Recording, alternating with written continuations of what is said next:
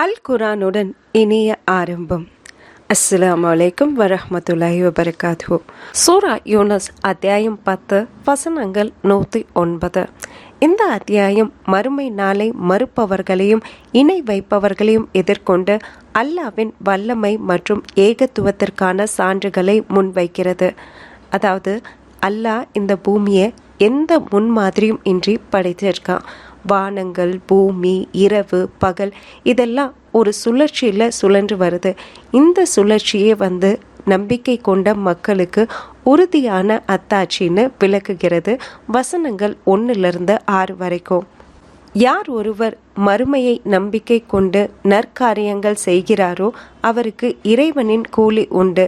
அனைவருமே அல்லாஹ்விடம் திரும்ப செல்ல வேண்டும் என்றும் உறுதிப்படுத்துகிறது.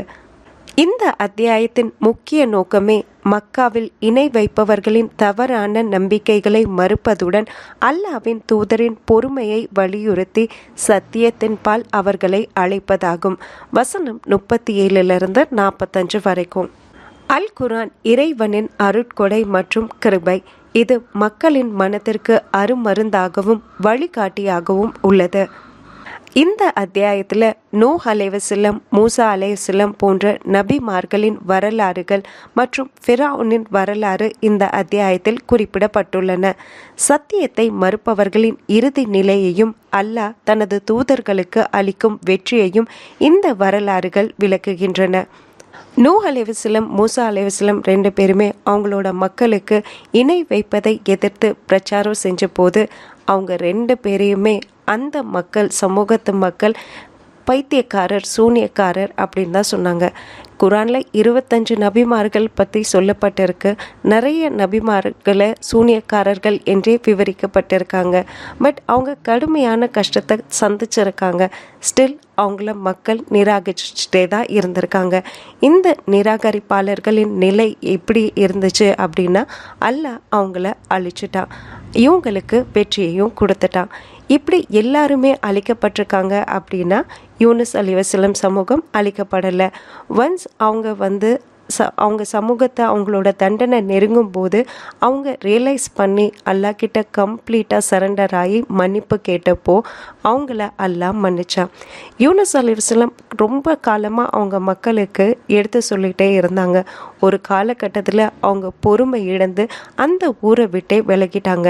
அவங்க ஊரை விட்டு விலகின சமயம்தான் இவங்களுக்கு தண்டனை பீரியடும் ஆரம்பிக்குது.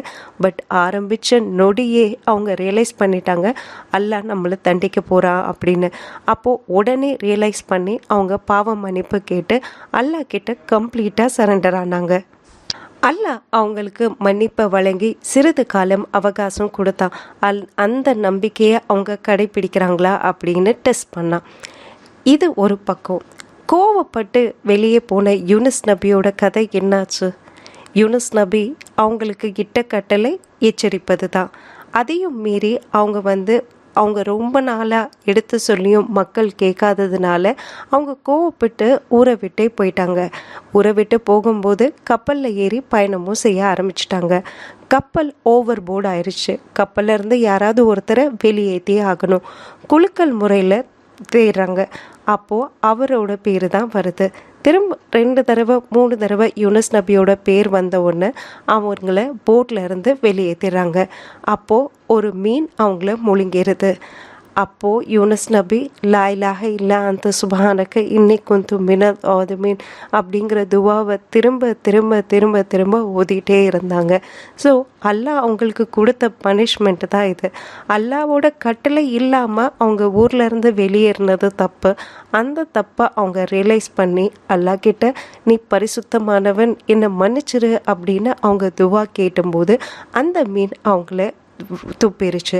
ஸோ அவங்க கடல்ல இருந்து வெளியில் அவங்க மீண்டும் உடல் நலம் தேறி வந்தாங்க அப்படிங்கிற வரலாறு இதில் குறிப்பிடப்பட்டிருக்கு.